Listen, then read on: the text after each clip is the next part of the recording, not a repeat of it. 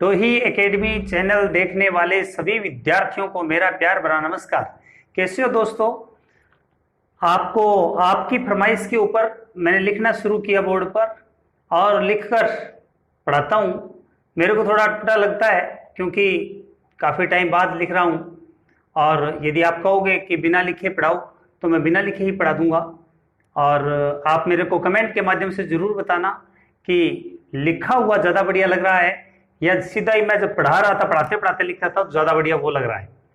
तो आप लोग मेरे को कमेंट के माध्यम से ज़रूर बताओगे दोस्तों, क्योंकि उसके बाद में मैं नेक्स्ट वीडियो के अंदर लिख के या बिना लिख के डिसाइड करूंगा कि किस प्रकार पढ़ाना है। ठीक है, तो अपना शैशव अवस्था कंप्लीट और बाल्यावस्था भी कंप्लीट करवा दी। आज अपने शुरू कर रहे हैं किशोर अवस्था। कौन सी अवस्था? किशोर अवस्था। तो जो बाल विकास जो पहला यूनिट चल रहा है डेट का, उसी का आज किशोर अवस्था लेकर उपस्थित हुआ हूं। तो आप लोगों को पता है किशोर अवस्था 12वें वर्ष प्रारंभ हो जाती है और 12वें वर्ष से लेकर 18वें वर्ष तक किशोर अवस्था का कार्यकाल है। उफान और तूफान का काल है दोस्तों। संवेग उफान पर होते हैं। उसके बाद के अंदर, इस अवस्था के अंदर व्यक्ति अत्यधिक स्वतंत्रता और समाज में अपने आप की उपस्थिति चाहता है। भविष्य को लेकर बड़ा उसके अंदर शंका, चिंता, मनन, चिंतन, ये सारी बातें चलती रहती है। तो सबसे पहले किशोर अवस्था को अलग अलग विद्वानों ने परिभाषित किया है। मैंने एक छोटी सी स्टोरी के माध्यम से आपको याद करवाने का दोस्तों प्रयास किया है। तो सबसे पहले क्या स्टोरी है उसके बारे में, ये स्टोरी तो मैंने ट्रिक्स, यहाँ पर ट्रिक्स लिखा है और ये स्टोरी मैं पढ़ के सुनाऊंगा और बता देता हूँ कि एक मेरा बेली था। बेली अपने दोस्त को कहते हैं हिंदुस्तान के अंदर, और वो मिलिट्री में सैनिक के पद पर भर्ती हुआ। सैनिक के पद पर मेरे को अपार खुशी हुई, मेरे को बहुत खुशी हुई। एक दिन उसको मैंने अपने घर पे बुलाया। किसको? मेरा जो दोस्त था, मेरा बेली। और मेरे घर के अंदर एक बहुत बड़ा हॉल है और उसमें मैंने अपने बेली को एक शील्ड भेंट की। शील्ड, क्योंकि घर पे कोई भी आता है कोई उपलब्धि लेकर तो आपको पता है कुछ ना कुछ तो इनाम दिया जाता है। तो उसको मैंने शील्ड भेंट की। तो वो बोला, यार तेने गलत दे दी, मेरे पास में टूथपेस्ट करने के लिए ब्रश नहीं है, और यदि तू मेरे को ब्रश देता तो काम आता। मेरे को गुस्सा भी आया। मैंने कहा देख, एक तो शील्ड दी है, उसकी तो कोई तेने वैल्यू नहीं रखी और उसका कोई मान सम्मान नहीं रखा। गुस्सा आया, गुस्से में मैंने उसको रस्सी से बांध दिया। मेरा जो दोस्त था उसको मैंने रस्सी से बांध दिया और रस्सी से 1-2 घंटे तक बांधे रखा। उसके बाद में मेरे को पता चला कि वो काऊ काऊ कौवे की तरह काऊ काऊ करने लग गया। मेरे को शक हुआ कहीं ये पागल तो नहीं हो गया है। तो मैंने उसको खोला दोस्तों। किसको? मेरे दोस्त को। और उसके बाद में उसका जो स्ट्रॉन्ग सिर था, क्योंकि सैनिक के सिर स्ट्रॉन्ग होते हैं, और उसके ऊपर शैम्पू डाला और उसको नहलाया ताकि कौवे की तरह जो काऊ काऊ कर रहा है उसके दिमाग के अंदर जो नकारात्मक ऊर्जा भर गई उसको निकाला। तो अब मैं ये जो बताई है स्टोरी, उसको लिखी हुई है, उसको बताता हूँ। तो सबसे पहले मेरा एक बेली है। क्या है? मेरा एक बेली। ठीक है, यहां पर देखो, बेली से वैलेंटाइन, और वो सैनिक बन गया। सैनिक से कोल सैनिक। ये देखो, हम आगे डिटेल इसको डिस्क्राइब करेंगे। सैनिक बना तो मैंने अपने घर पे बुलाया उसको, ठीक है, और अपने हॉल में। तो यहाँ पर स्टैनले हॉल है दोस्तों। उसके बाद में हॉल में बुलाकर और शील्ड बैंड की। तो यहाँ पर जरशील्ड है। कौन सा है? जरशील्ड है। और शील्ड बैंड की तो वो बोला, यार बुर्श देते तो मेरे काम आता। यहाँ पर बुर्श से कोल बुर्श, ये देखो बुर्श, बुर्श मेरे काम आता।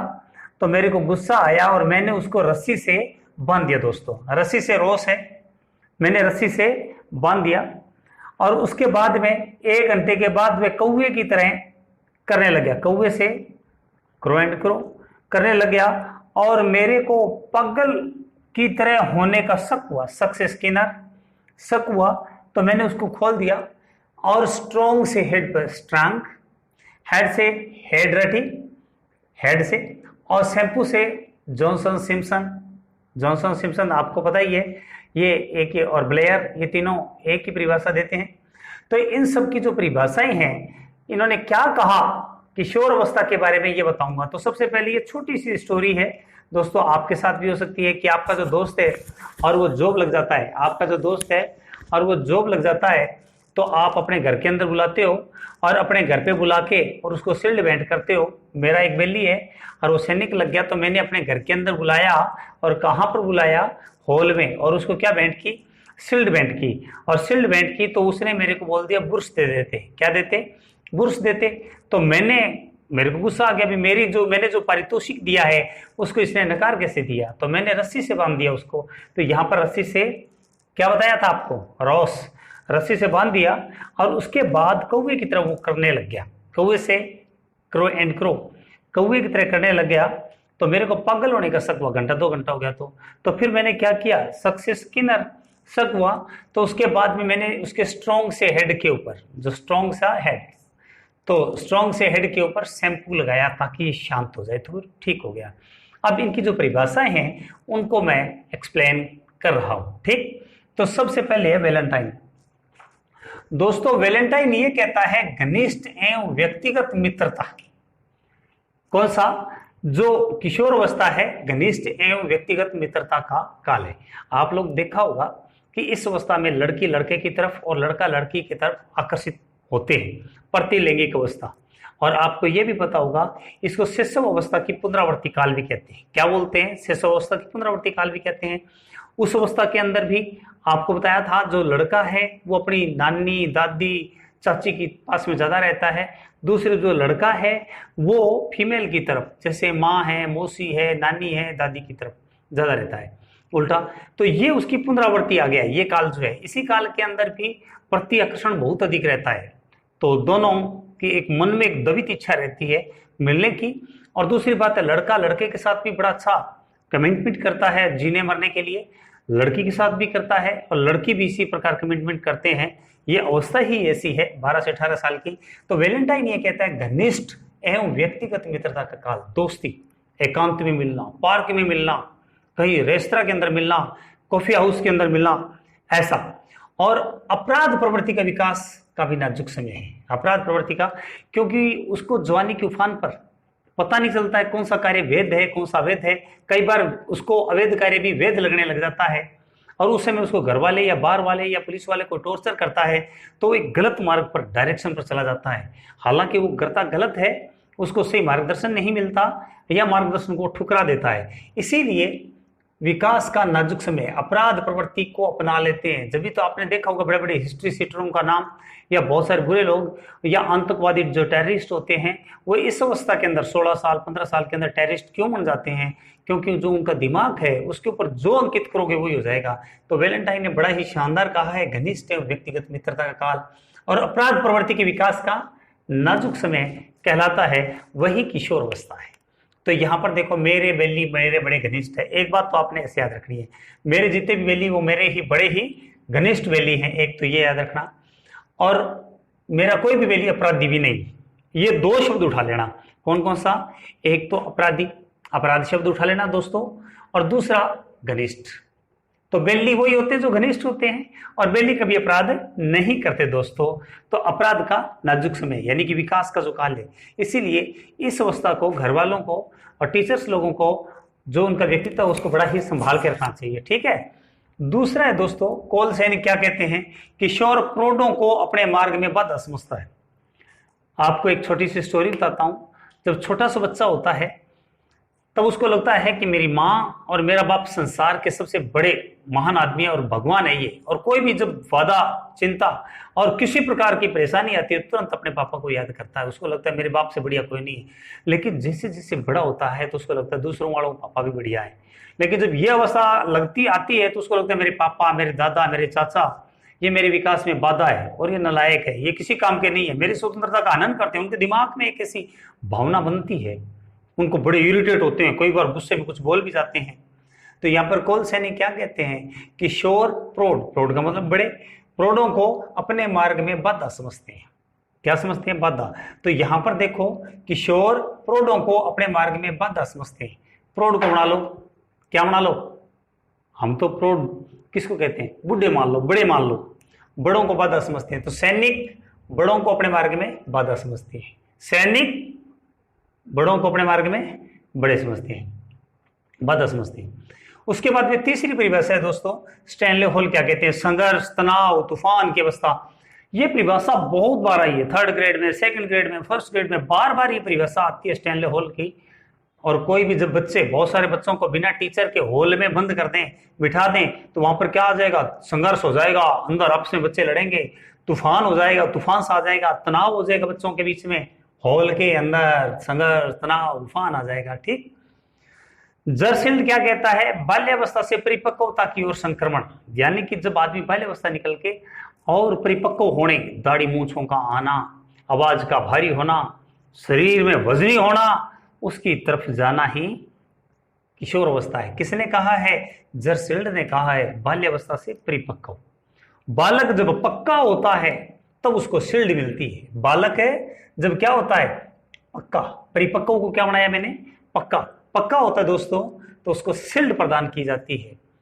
उसके बाद में है दोस्तों कोल एंड ब्रुश के अनुसार, कोल एंड ब्रुश क्या कहते हैं कि संवेगात्मक विकास में तीव्र परिवर्तन, संवेगों में बार बार परिवर्तन आता है, प्रेम, स्नेह, गुस्सा, क्रोध, अहंकार, ये सब के अंदर क्या आता है, संवेगात्मक में तीव्र परिवर्तन आता है, बहुत तेज गति से परिवर्तन आता है। किसने कहा, कोल एंड ब्रुश ने। तो यहां पर याद कैसे रखोगे, संवेगात्मक को मैंने वेग बना लिया, तो वेग, मैं ब्रुश को बड़े वेग से करता हूं, मैंने ब्रुश को बहुत ही वेग से करता हूं दोस्तों।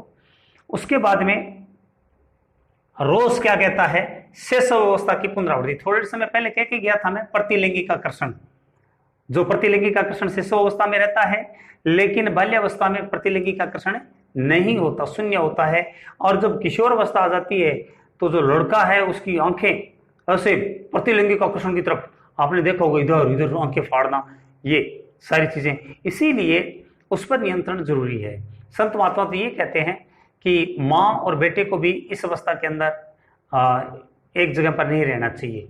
दूसरी बात है, भाई और बहन को भी एक जगह पर नहीं रहना चाहिए, वहां पर पूरा परिवार रहना चाहिए, ये कहा गया है। लेकिन ये साइकोलॉजी में भी नियम लागू होता है, शेष अवस्था की पुनरावृत्ति प्रतिअक्षण का नियम लागू होता है। तो हम किस प्रकार की शिक्षा प्रदान करते हैं बालक को, ये हमें पता चलता है। दोबारा से दोस्तों एक बार फिर मैं ट्रिक्स के माध्यम से याद करवा दूं, मेरे बेली बड़े घनिष्ठ हैं और क्या चीजें, अपराध नहीं करते। दूसरा कहता है, सैनिक क्या कहते हैं, मेरे सैनिक ये कहते हैं कि मेरे मार्ग में प्रौढ़ जो है वो बाधा है।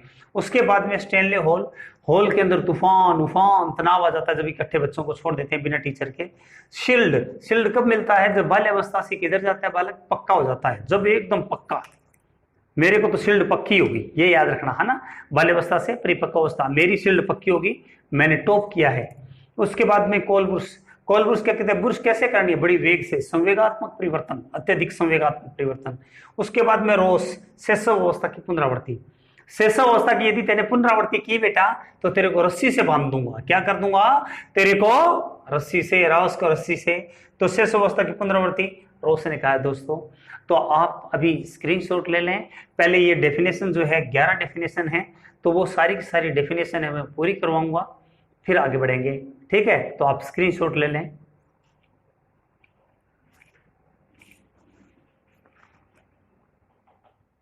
बची हुई परिभाषाओं को अपने करते हैं दोस्तों। तो सबसे पहले स्ट्रॉन्ग, और उसके बाद में ये तो आपका बताता जा रहा हूं क्रम से, इधर से रहा हुआ था, रोज तक बता दी थी, रस्सी तक। उसके बाद में अपने आते हैं कौवे, कौवे से crow and crow. Crow and crow क्या कहता है, वर्तमान की शक्ति भावी आशा, वर्तमान की शक्ति यानी कि जो बाल्य किशोर अवस्था है वो वर्तमान की तो शक्ति है, और भावी आशा यानी कि भविष्य में ये करेगा। आपको पता है इस अवस्था में जब बालक पहुंच जाता है तो वर्तमान की शक्ति, वो सारे काम करने लग जाता है घर की, है ना, चिंता फिक्र भी उसको प्रारंभ हो जाता है। घर के अंदर घर वाले क्या क्या काम करते हैं, मेरा समाज के अंदर क्या स्थान है, मेरे को क्या काम करना चाहिए, और भविष्य में उससे उम्मीद करने लग जाते हैं, कलेक्टर बनेगा, एसपी बनेगा बेटा, एसआई बनेगा, टीचर बनेगा, उसे भविष्य में उसकी शक्ति से उम्मीद करने लग जाते हैं।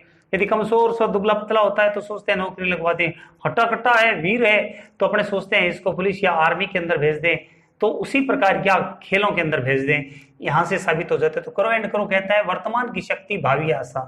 तो जो हमारे घर के ऊपर एक कौवा आके बैठता है वर्तमान में, है ना, और हमें कहता है कि आपकी भावी शक्ति बहुत जबरदस्त है। हमारे घर के ऊपर कौन आकर बैठता है, कौवा, वर्तमान के अंदर रोजाना सुबह आता है, वो कहता है आपकी भावी शक्ति बहुत जबरदस्त है दोस्तों। स्किनर क्या कह रहा है, निर्णय लेने का कोई अनुभव नहीं होता। क्या नहीं होता? निर्णय लेने का कोई अनुभव नहीं होता इस अवस्था में, क्योंकि उफान तूफान में है बच्चा, और कभी उधर कभी उधर, कभी जुल्फों के अंदर हाथ मारना, ये सब कुछ। तो इसीलिए इसी को ध्यान में रखते हुए ये बंदा कहता है कि निर्णय लेने की इसके अंदर कोई अनुभव ही नहीं होता, स्किनर कहता है।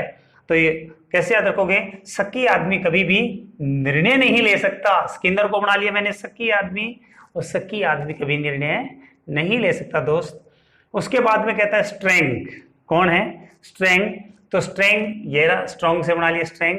15 वर्ष तक तो रुचि में परिवर्तन होता रहता है, फिर मैं कभी खिलाड़ी बन जाऊं, कभी डॉक्टर बन जाऊं, कभी कुछ, यानी कि तरह तरह की रुचि, कभी कोई सा खेल, कभी कोई सा खेल, कभी कोई सा खेल, कभी कोई सा खेल। अच्छा, फिर उसके बाद के अंदर 15 वर्ष के बाद के अंदर उसकी जो रुचि उसमें स्थिरता आने लग जाती है, उसकी बातों में दम आने लग जाता है, लोग उसकी बात पर भी भरोसा करने लग जाते हैं। और आपको पता होगा भारतीय टीम में जो खिलाड़ी जाते हैं, जब उनकी रुचि में ठहराव आ जाते हैं लोग, उसके बाद में लास्ट में एक गेम चुनते हैं वो लोग। तो यहाँ पर 15 साल के बाद, 15 को मैं हमेशा बोलता हूँ 15, देखो ऐसे दोस्तों, 15 मैंने 15 को बना लिया पन्हा। क्या बना लिया? पन्हा। पन्हा का मतलब होता है दोस्तों शरण। तो मेरी शरण में आ जाओ दोस्तों, उसके बाद में आपकी रुचि में स्थिरता आ जाएगी। मेरी पनाह में आ जाओ, फिर उसके बाद में आपकी रुचि में स्थिरता आ जाएगी। उसके बाद में है जी हेडो कमेटी है, यहाँ पर हेड से हेडो कमेटी। तो हेडो कमेटी ये कहता है कि 11 व 12 वर्ष के बालक के नसों में ज्वार मारने लग जाता है, उफान मारने लग जाता है। अपने कई बार कहते हैं ना, तेरे में जवानी ज्यादा फट रही है क्या? अपने कई बार कहते हैं ना कि 2.5 दिन जवानी बेड को भी आती है, कई बार ये भी डायलॉग मारते हैं। उसी प्रकार यहाँ पर भी अपने कहते हैं कि ये बंदा कहता है कि बालक के नसों में ज्वार मारने लग जाता है। जब वो ताका झाकी करने लग जाए तो समझ लो कि ये अवस्था चल रही है उसकी। तो यहाँ पर हेडो कमेटी है, उसके नसों में ज्वार मारना। तो यानी कि हेड जब नसों में ज्वार मारते हैं तो उसके बाद में नस, जो अपनी जो बोन के अंदर पास में जो खून प्रवाहित धमनियां होती हैं उनको कहते हैं।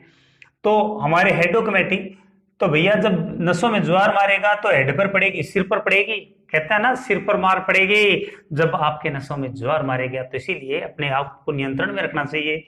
उसके बाद में ब्लेयर, जॉनसन और सिम्पसन। यहाँ पर देखो शैम्पू से बना दिया मैंने सिम्पसन। यदि सिम्पसन याद आते ही ये दोनों इसके साथ में आ जाएंगे जुड़वा भाई की तरह। ब्लेयर, जॉनसन और सिम्पसन, उन लोगों ने क्या परिभाषा दी है दोस्तों कि बाल्य अवस्था के अंत और प्रौढ़ अवस्था के प्रारंभ तक की जो अवस्था है वो किशोर अवस्था है। कहां से? बाल्य अवस्था के अंत, जहां पर बाल्य अवस्था खत्म हो जाती है 12 साल के बाद 13वां साल, बाल्य अवस्था के यानी कि 13 अवस्था से लेकर और 18 वर्ष। और आप लोगों को पता है जब 18 साल खत्म हो जाए तो प्रौढ़ अवस्था शुरू हो जाती है। तो प्रौढ़ अवस्था के प्रारंभ, कौन सी अवस्था? प्रौढ़ अवस्था के प्रारंभ है, और जो बाल्य अवस्था के कंप्लीट होने के बीच की जो अवस्था किशोर अवस्था है, कौन कहता है? ब्लेयर, जॉनसन और सिम्पसन है। तो कैसे याद रखोगे? इस अवस्था में जब होता हूं मैं, बाल्य अवस्था मेरी खत्म हो जाएगी और प्रौढ़ अवस्था मेरी प्रारंभ हो गई, उसके बीच में मैं अपने बालों के शैम्पू लगाऊंगा जब तक मैं बालों के शैम्पू नहीं लगाऊंगा। तो दोस्तों ये भी आपकी जो परिभाषा है किशोर अवस्था की, वह कंप्लीट करवा दी। और मैंने बताया पिछली वीडियो में भी और अब भी बता रहा हूं कि आप अपने कमेंट के माध्यम से ये जरूर बताओगे कि लिख के पढ़ाऊं या पहले समझा के और फिर लिखूं। साथ साथ में समझाता जाऊं, साथ साथ में लिखता जाऊं। तो जरूर बताना दोस्तों। ये 2 वीडियो मैंने आपके एक्सपेरिमेंट के ट्रायल के लिए आपको प्रदान किए दोस्तों, और आपके जितने भी भाई बंधु हैं उनको शेयर जरूर करना दोस्तों, अधिक से अधिक ग्रुप के अंदर। और आपका छोटे भाइयों की तरह स्नेह मेरे को लगातार मिल रहा है। बहुत बहुत धन्यवाद। आपका दिन शुभ जाए और आप हमेशा खुश रहें। जीवन में दोस्तों आगे बढ़ना है तो छोटी सी मुस्कुराहट अपने होठों के ऊपर रखा करो, और बस थोड़ा सा जीवन में परिवर्तन करना है। जो आलस्य है उसका त्याग कर दो और जीवन आपका संवर जाएगा। कल करे सो आज कर, यानी कि किसी कार्य को आलस पर मत त्यागो, तुरंत आप इस कार्य को करो। तो बहुत बहुत धन्यवाद दोस्तों, बहुत बहुत धन्यवाद। मैं आपसे बहुत प्रसन्न हूं। Thank you.